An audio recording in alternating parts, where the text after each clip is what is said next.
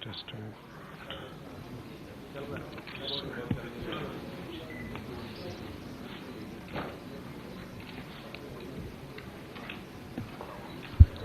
afternoon, friends. On behalf of Press Information Bureau, I welcome you all to this post-budget press conference of the Union Finance Minister and her budget team. As you know, the Union Minister for Finance and Corporate Affairs, Srimati Nirmala Sitharaman ji, presented today the General Budget 2019-20 in the Lok Sabha a short while ago. And it happens to be the first budget of the first full-time woman finance minister of the country. I extend a warm welcome to you, ma'am, to this press conference. I also welcome the Minister of State for Finance and Corporate Affairs, Sri Anurag Thakurji, Finance Secretary, Sri Subhash Chandra Garg, Secretary DFS, Sri Rajiv Kumar, Revenue Secretary, Sri Ajay Bhushan Pandey, Expenditure Secretary, Sri Girish Chandra Murmu, Secretary Deepam Chakravarti, and Chief Economic Advisor Dr. Krishnamurthy Subramaniam. Today's press conference will go like this. First, Honorable Finance Minister will make her opening remarks, which will be followed by a question and answer session. While asking questions, please identify yourself and your organization, and also be very brief in your asking the question. Please confine yourself to just one question each so that we can cover as many journalists as possible. Before we start, I will make a gentle request that your mobile phones should be in silent mode. Over to the Finance Minister.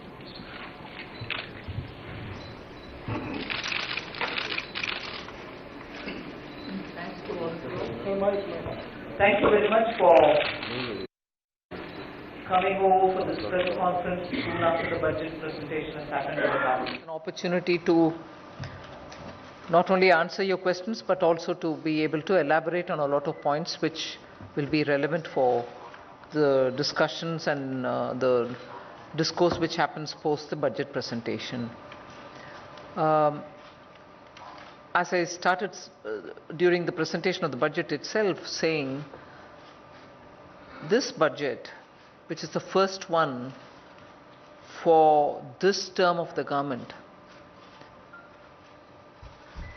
is presented with a 10-year vision in mind. The 10-year vision is also a point of continuity from the interim budget, where the specifics of what we expect to achieve in 10 years is very well narrated. I recalled them. And also what is attainable as a target within 5 years, which is in short, in a concise form, we say $5 trillion economy, but that is only to indicate that within 5 years, the major steps that we are going to take towards achieving that kind of a level. So the emphasis is very clearly on overall development of the economy, where you're looking at rural initiatives, all of which will give a certain dynamic to the rural area and therefore contribute to the growth.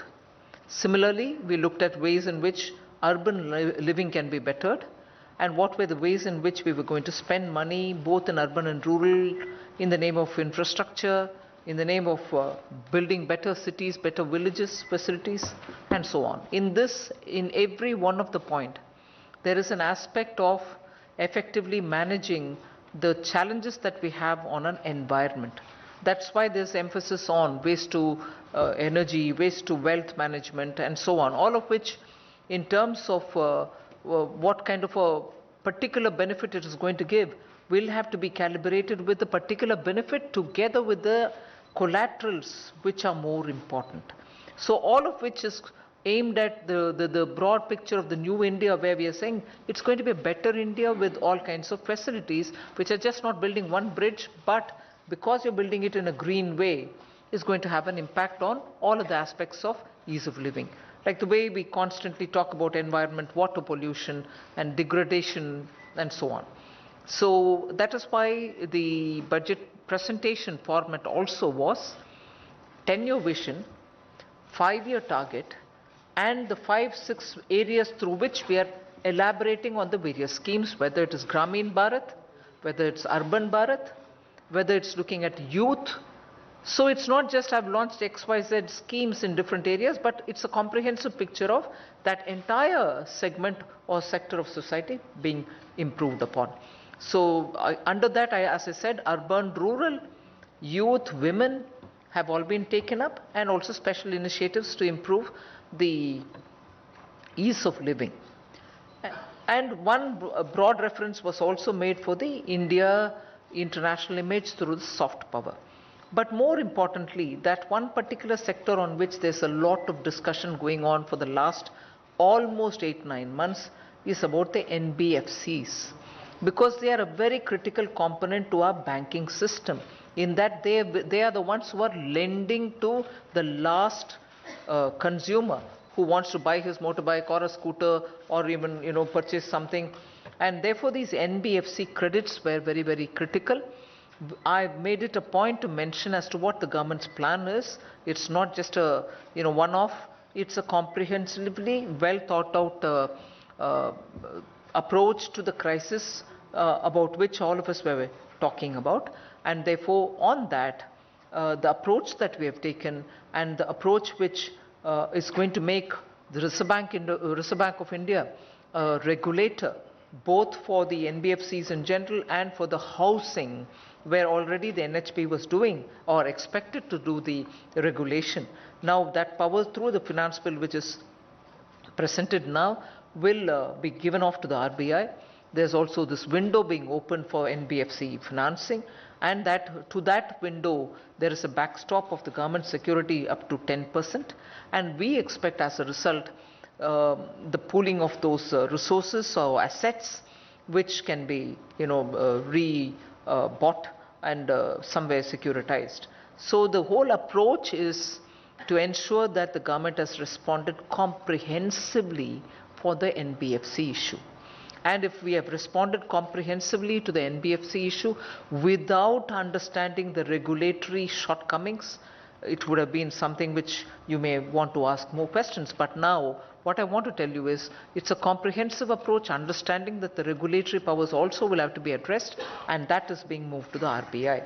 And one other big thing that I'm sure all of you all would have noticed, there is about recapitalization 70,000 crores for the banks which is being given, and because of that we expect, even if there is this debate that no, it is not the liquidity issue, banks have money, they are not passing it on, or they are passing it on higher rates, and that is not getting moved over to the citizens, that issue should now stand squarely addressed, because that fund is going to help the banks to be a bit more easy with their credit extensions.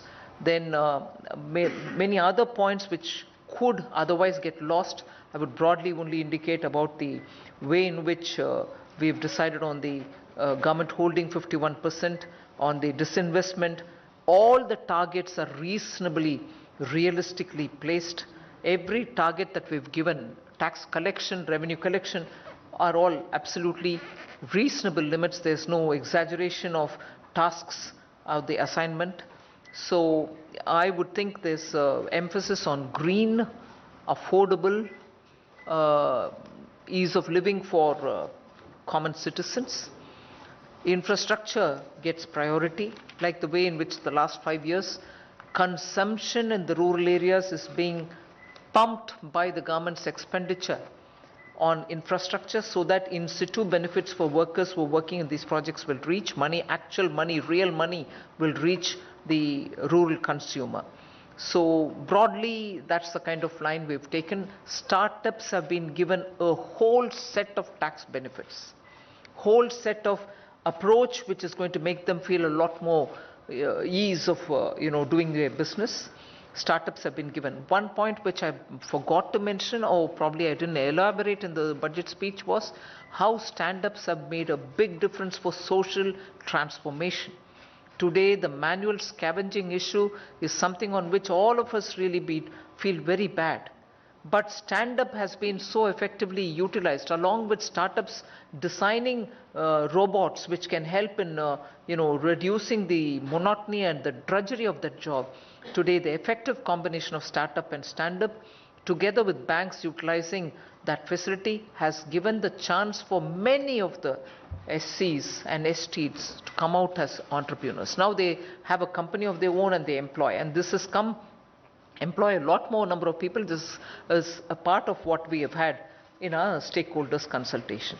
So in a way, this budget is setting a vision, setting a target, achieving the target or laying out plan to achieve the target, not just with one rasta, but touching every sector of our society. And banks which have had recent difficulties have been addressed. NBFC crisis has been addressed. More regulatory and other powers are being transferred to where they rightly should belong because of the capacities that exist.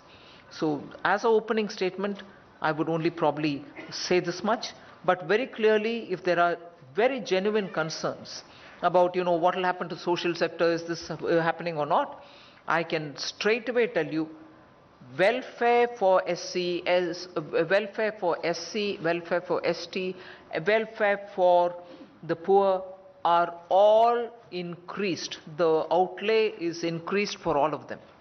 So there's no shortage, or we have not pinched on those areas. They have been, the fund allocation for these areas have been increased. And the big idea that we have to get all the fellowship related money, scholarship related money for higher education and the research based money, which are spread across very many ministries, are now pooled in, so that there's one agency which takes care of that. So this is about all that I want to say in the opening statement. I would think this, and also for, women, SHG, one woman in every SHG will get at least ₹1 lakh for her business through the Mudra loan. And their overdraft facilities are also increased. So we've tried addressing all the segments, sectors, without denying anybody else. So, okay, Laxman. Ma'am, मैं Laxman CNBC आवाज से। इसमें दो चीज़ें ऐसी हुई, जैसे petrol पे हम लोगों ने ₹2 बढ़ोतरी की, और दूसरा एक सर्टेन अमाउंट से ज़्यादा कैश निकालने पे टैक्स लगाने की बात की है। इसके पीछे दरअसल मकसद क्या था? ये माना जा रहा था कि इस प्रचंड बहुमत के बाद लोगों को कुछ खास तोहफा मिलेगा, लेकिन इसको थोड़ा सा नकारात्मक अंदाजे से देखा जा रहा है।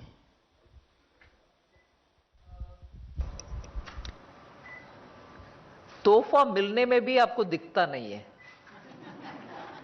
बहुत तोहफा है। और पेट्रोल और डीजल का विषय में, it is very clearly global situation being what it is, and India's funding, public funding requirement being what it is, there's always this demand that fund has to be mobilized without hurting individual taxpayers much more. At the same time, let's also be clear, petrol and diesel are not in the GST. So we want to make sure that we don't expand on individual personal income tax so much, but where there are public transport coming in nowadays, individual spending on fuel, but particularly biofuel being promoted, this kind of a fuel is something which we wanted to be addressed. That is why. And cash withdrawal, आप समझिए 2 crore तक per account, one account से 2 crore within a year, 1 crore within a year निकालने का आवश्यकता क्या होगा? 1 crore from one account withdrawal of cash. 1 crore from one account withdrawal of cash. I don't know, I don't comprehend this. But yes, if you're a taxpayer and you're filing a return, with that you can reconcile this. This is not a TDS aside from that. That will get reconciled. जो करना चाह रहे हैं आप cash के साथ, वो please आप इलेक्ट्रॉनिकली ट्रांसफर करो, कुछ TDS VDS नहीं है। हम आपके ट्रांजैक्शन के खिलाफ नहीं है, कैश के खिलाफ। रुचि, Ma'am, congratulations on your maiden budget. I'm Ruchi Bhatia from ET now. Ma'am, you have in the budget, in fact, announced a lower of 3.3% for 2020, and this while maintaining support for growth as well as income. Our rating agencies are saying that this is going to be a challenging task. How are you planning to, make sure that you're able to boost growth at this point of time? Also, just to add to that, if you could help us understand how much revenue will you be able to raise through the revenue rating measures that you've undertaken? So this has been very carefully considered. The revenue side, as compared to the actuals of 18-19, these are available now. The direct taxes have been budgeted to increase only by 17.5%, as against something like 23-24% earlier. Indirect taxes are going up only by 15%. This brings realism to it. It also includes the effect of the excise duties as well as on the income tax. So these are very realistic targets in our judgment. So revenue is that. There is also an increase in the non-tax side, which is going up by we expecting better dividends. On expenditure side, it's more or less same as the interim budget, only an increase of about 2,000 crore or so. All this put together gives us a saving of about 6,000 crore as compared to the interim budget. That brings down from 3.4 to 3.3. So it's a realistic budget on both sides, on the revenue as well as on the expenditure, and this is doable. Some concern which has been expressed that outside the budget there might be a borrowing. Even there is a reduction. The fully serviced bonds, which were about 64,000 crore last year, are being brought down to about 57,000 crore. So on everywhere there is a realism, and there is nothing outside this, and therefore I think we should take them as reasonably credible. Thank you. Mukesh question. Sir, ma'am, my question is regarding the corporate tax. There is a tax reduction that you've proposed for corporates with 400 crore rupees of over turnover. How much of a revenue loss does it come, and why did you not choose to give it to the complete 1% which was left out last time in the budget? Because there was already a roadmap towards reduction of corporate tax.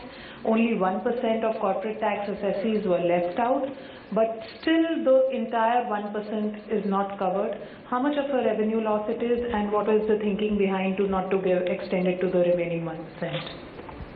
Well, I think we are only progressively moving towards fulfilling our goal on that, and by bringing in more number of industries into that lowered rate, we are clearly sending a message out there saying we are not trying to, stick to. As regards revenue loss on that, I would like Secretary to. The corporate tax rate. Till now it was 250 crores. So 250 crores, and now the limit has been raised to 400 crores. So the revenue loss that we have estimated is around 4,000 crores that the government will have to forego. But it covers, as said by Honorable Finance Minister in her budget speech, it covers 99.3% companies who are having turnover less than 400 crores. Hi, Madam. I'm Shubham Batra from Credential. My questions to Finance Secretary on the budget numbers, particularly how have we factored in FY20 from the RBI, given there's a higher allocation there, and on the recapitalization side of PSU banks, the 70,000 crore, is this via recapitalization bonds? The Reserve Bank dividend will come after the Reserve Bank meeting takes place. So, but how much have we factored in FY20? We have placed something close to about 90 odd thousand. Okay. And the 90. For the bond, it's as was done earlier, below the line. It's part of the fiscal, it's not part of the fiscal deficit, but it's part of the debt. Same methodology, capitalization. Ma'am, this is Mukesh Kaushik from Delhi Bhaskar.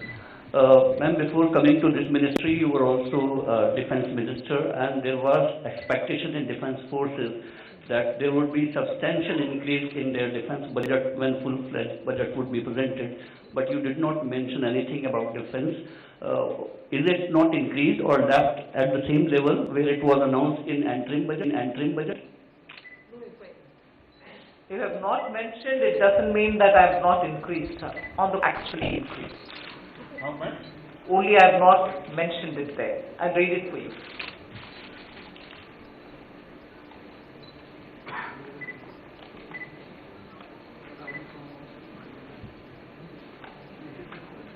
See, defense, there are four heads on which defense is getting money. Defense pension, the increase from the RE stage of 2018-19 to today is 1 lakh 6, I'm reading the actual amount, 10,067, am I right now? 1 minute. 1 lakh 6,775 crores was in the RE. Now it's 1 lakh 12,080 increase.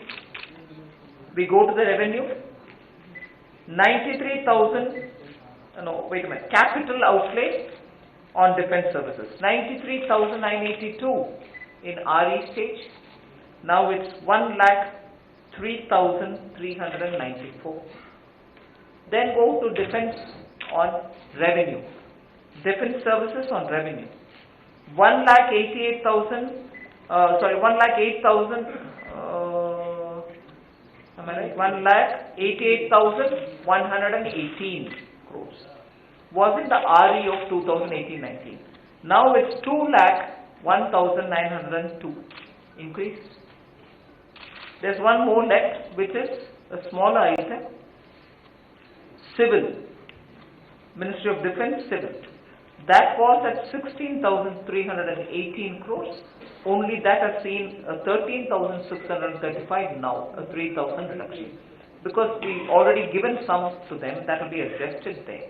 Otherwise, under every head for defense, it's an increase, substantial increase. Okay. Madam. So it probably helps to have a former defense minister as a finance minister. Madam, I am here. Madam, Dr. Manoj Banerjee from Northeast and Bengal. I have gone through your budget speech, but there was nothing, no mention of Northeast. What about your allocation in Northeast, please? Just as there was no mention of defense, but it had increased. Northeast, you like to know. B 2018-19, 0.47 lakh crores. Now it is 0.59 for the Northeast region as a whole. A 25% increase, would you say?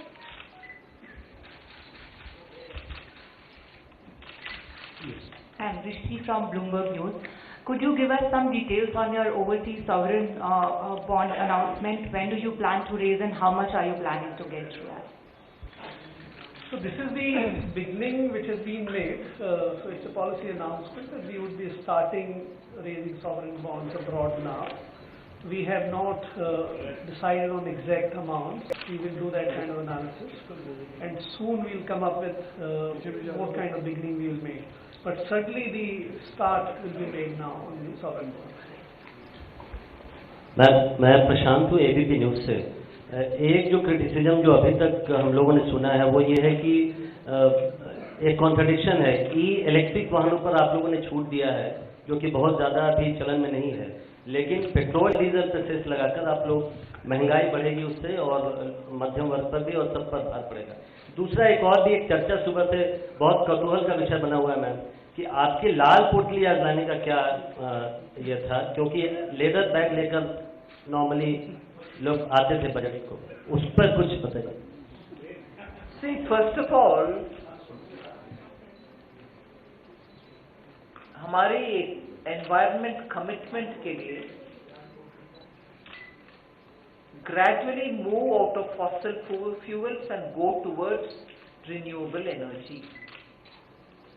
unless we give substantial incentive for renewable energy, particularly when it comes to the question of mobility, where emissions from vehicles which are using biofuel, fossil fuel, is the main reason for suspended particles in the air and so on. So we wanted to make sure that if you have made a good commitment for improving air pollution conditions, we have to support electrical vehicles. And they are coming in. Indians are also manufacturing. So unless we encourage them in a significant way, move away from fossil fuel to electrical vehicle is never going to happen. We also think from the point of view of employment generation, investing in sunrise sectors such as electrical batteries, solar batteries, lithium-ion batteries, there is a big scope for India. So simultaneously, as we are giving this facility and incentivizing buying of electrical vehicles, we are also giving incentive for investment in solar storage battery capacity and also lithium-ion and so on. So this encouragement towards renewable energy, particularly for public transport and mobility purposes, is from both sides. It's not as if we are not conscious that the production of the electrical vehicles are not as many as we wanted, and we want to move towards that. So that's the logic behind it. And as regards the red color, what did you ask me? Why I have not used the leather bag? I thought it was high time that India moved out of the British hangover. So it's good enough for us to come and do something our own. And this was easy for me to carry also. Very Indian. Ma'am, this is Anuradha Shukla from New Indian Express. Yeah, ma'am. My question is that, by putting some increasing tax on the high net worth individuals, how much revenue are you expecting out of, that? What we have estimated is around 12,000 crores we'll get by increasing this surcharge on the category from 2 crore to 5 crore and 5 crore and above. Madam, on your right here. On your right now. I'm sorry.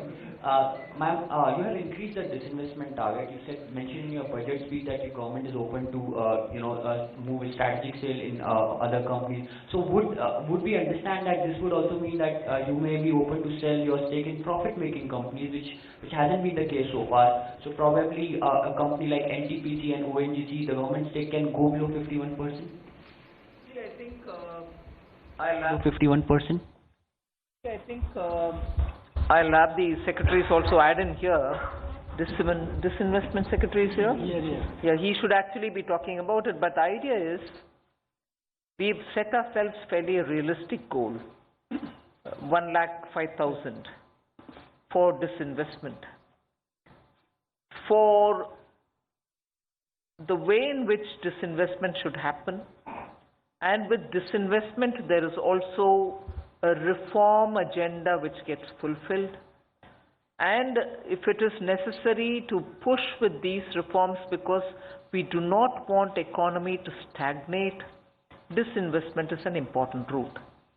In that, of course, we did announce about the 51% shareholding, government not losing its holding, but yet if there are 2 or 3 different agencies of the government themselves holding it over and above, altogether holding it over and above 51%, we thought it should be opened up. Government still retains its ownership, but if you open it up, you're at least giving opportunity for, let us say, India's small retail purchasers of stock. You need to open up this ownership to wider Indian market, and that is why the larger principle. But then, Deepam Secretary can please. On the profitable company side, the question that you asked, that has never been the case in disinvestment, that for the strategic disinvestment, profit-making companies will not be sold. In fact, those companies where there's already adequate competition and they are not strategic in that sense, There are already companies on the block which are being sold, which are profit-making. So profit-making or non-profit-making, that's never been the dividing line. There has been concern about investment both in economic analysis, and you have announced certain incentives for investments. And in that you mentioned that perhaps the NBFCs would be allowed to explore new financial instruments, including this credit default swaps. Are we entering a risky region with that kind of a thing? See, for promoting investments, several new instruments have actually been institutionalized and operationalized in the last couple of years. InvITs, you are familiar. Madam mentioned about the amounts raised, also about 24,000 crore through these instruments. That is becoming very popular now. Many companies are using this for raising resources for their operating assets. I think about 8 to 10 companies have already done. In the real estate segment also, we had the first REIT of India only 2 or 3 months back. In the road sector, we have had TOT by NHAI. So these instruments are being sort of more and more mainstreamed. Government would also use these instruments for their brownfield assets monetization. In addition, what you referred was about the credit default swaps and all. That is the market instruments where the private sector can raise money using some of those instruments. So what was signaled was the government's openness and intent to examine all these instruments for allowing the private sector to raise money. जी मंत्री जी SI यहाँ मेरा आपसे सवाल है, मैं SM Asif इन दिनों Urdu daily से हूँ। आपने कहा कि 5 वर्षों में 1.54 करोड़ ग्रामीण आवास का निर्माण आपने पूरा कर दिया है। अब आप जो है 2019 और 22 में 1.95 करोड़ आवास बनाने जा रहे हैं। इस पर कितनी लागत आएगी? 80 or 90,000 crore. Muruji, you have the number? I think it's about 90,000 crore, which has been mentioned there. 90,000. 90,000.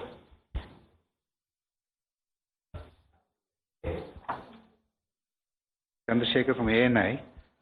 In the economic survey yesterday, the outlook speaks of challenges on 5 fronts, including on because of the slowing down, fears of slowing down of the economy, and revenue collections may be less.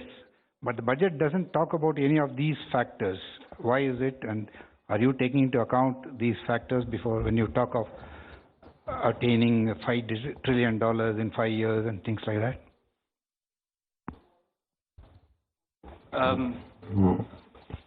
In the budget, the main focus has been on trying to set out a blueprint for achieving that 5 trillion, especially the investment side, and allowing some of the foreign capital to come in, together with startups.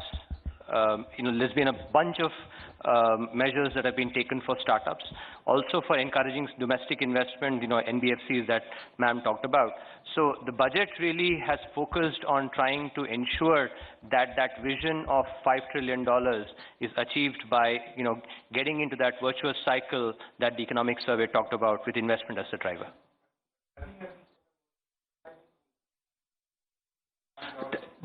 That is the intent, right? 1 minute. Nothing has been said about what? No, I'm sorry. The budget would not tell about a particular sector where we have addressed it from various different sectors' point of view. We have not named each sector.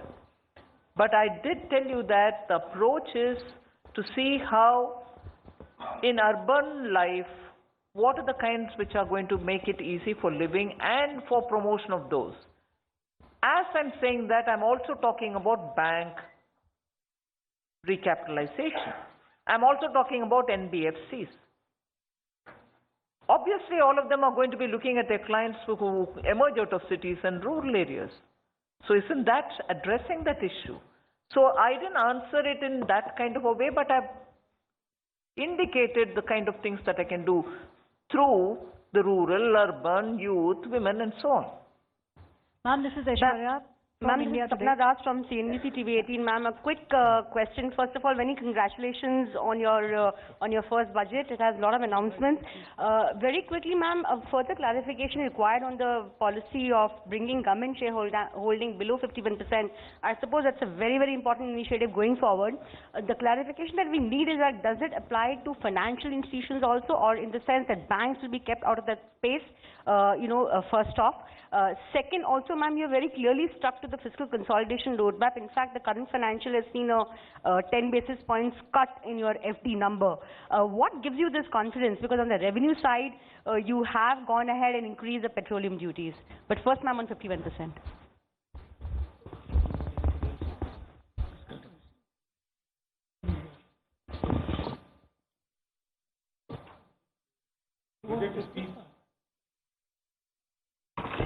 It's very clearly mentioned in the budget speech by the madam that this present proposal is for the non-financial public sector undertakings as of now.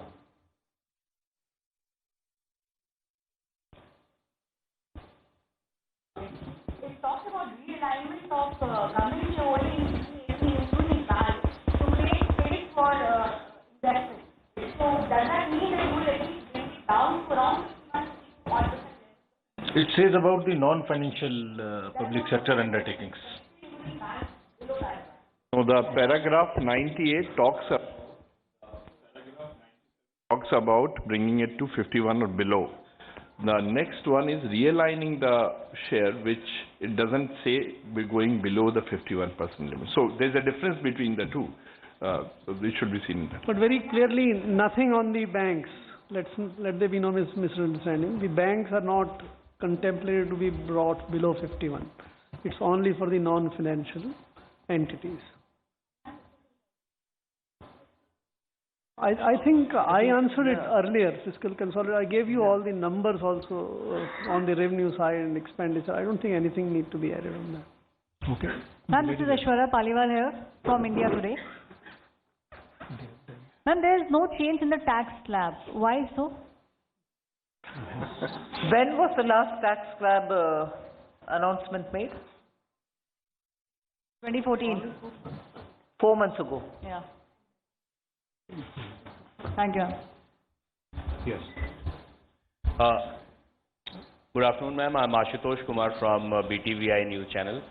First of all, many congratulations for your budget. Ma'am, the one thing that we need to understand is that all the decisions made on the indirect tax front, how much they translate into in terms of revenue. And secondly, the wider sense that we get from the budget is that budget has scouted for a lot of resources from all directions. In this particular context, can we really say that the government may not be feeling that confident about getting some quantum of amount from capital reserve of the RBI? Could that mean, can we safely conclude that? I don't know where you're reading that we are not confident. I'd like to know actually, because this budget, I think, has clearly spoken from a position of strength. A position of strength which is derived from the mandate received. A position of strength which is very clearly showing that in spite of all the narrative that you may post before me, India is still the fastest growing economy. And therefore, we have come up with proposals with which we are confident that even as we are maintaining a certain level of fiscal discipline, we are moving fast towards growing. So, you were talking about indirect taxation. You asked about revenue generation under indirect taxation. Do you want to just hear this out? What is the corresponding figure? Sorry?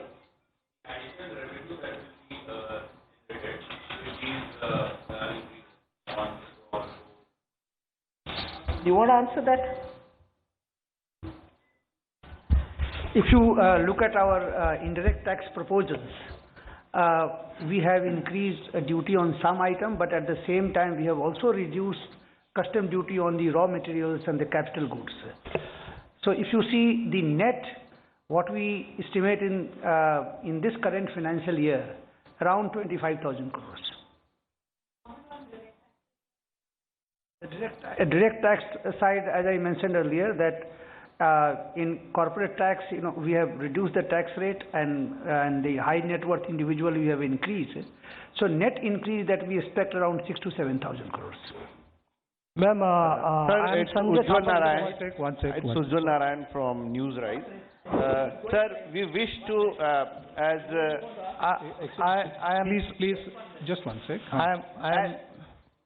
I'll come back to you, please. As government wish to raise funds through sovereign bonds, so is it a requirement to include India in sovereign bond index before doing that? Apart from that, sir, in past, there is any instance that India has raised sovereign bonds, and on what rate?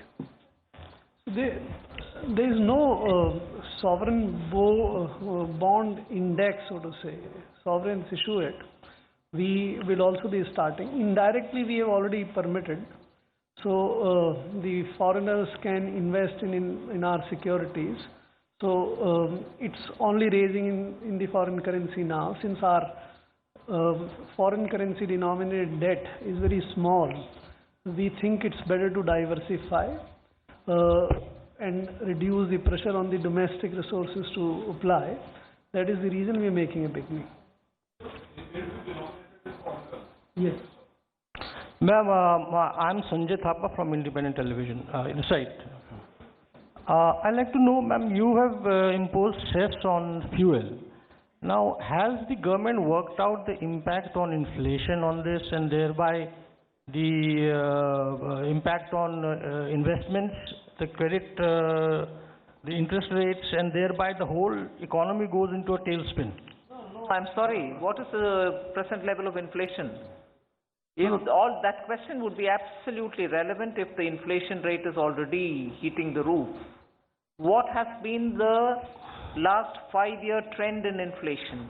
And the inflation control and management in this government stands out exemplarily. So if you're asking me this question about the fuel price increase because you're concerned about inflation, I'd like to draw your attention to say inflation has been at its lowest, if anything, and the anxiety, if anything, among some of the economists is about this is not really going to help growth.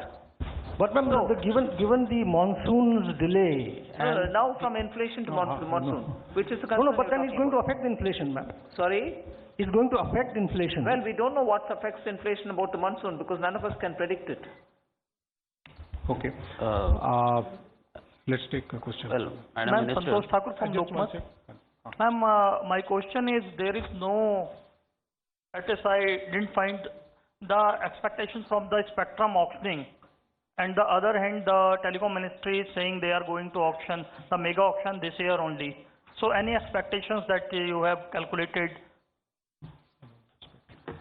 They're still working out the modalities as well as the timing. So we have not taken that into account in the budget for the time. So let these modalities be worked out.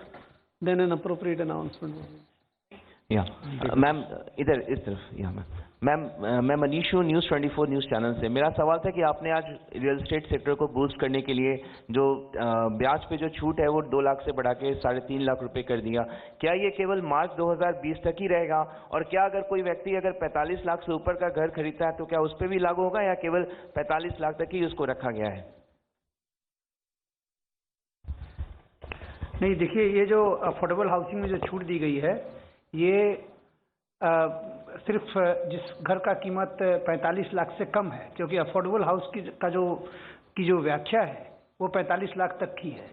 तो उस limit तक अगर कोई घर खरीदता है और अगर लोन लेता है तो उसे 1.5 लाख रुपए का एडिशनल डिडक्शन उसको मिल जाएगा। और ये भी कहा गया है कि ये मार्च 2000 अगले साल तक है। We'll take the last 2 questions now. Yeah, here. Sir. Okay. Ma'am, मैं शैलेश हूँ ANI से। मैम, बजट के पहले आप अरुण जेटली जी से मिली थी और मनमोहन सिंह जी से मिली थी, तो उनकी क्या एडवाइस थी कुछ बजट में जो दिखी हो ऐसी? वेल, हाँ, मैं पूर्व प्रधानमंत्री जी से भी मिली और पूर्व वित्त मंत्री से भी मिले उनके आशीर्वाद लेने के लिए। तो ऐसे जनरल चर्चा था, उसमें सुझाव के नाते बजट में जो पेश होना है उसके नाते कुछ स्पेसिफिकली ऐसे कुछ नहीं था।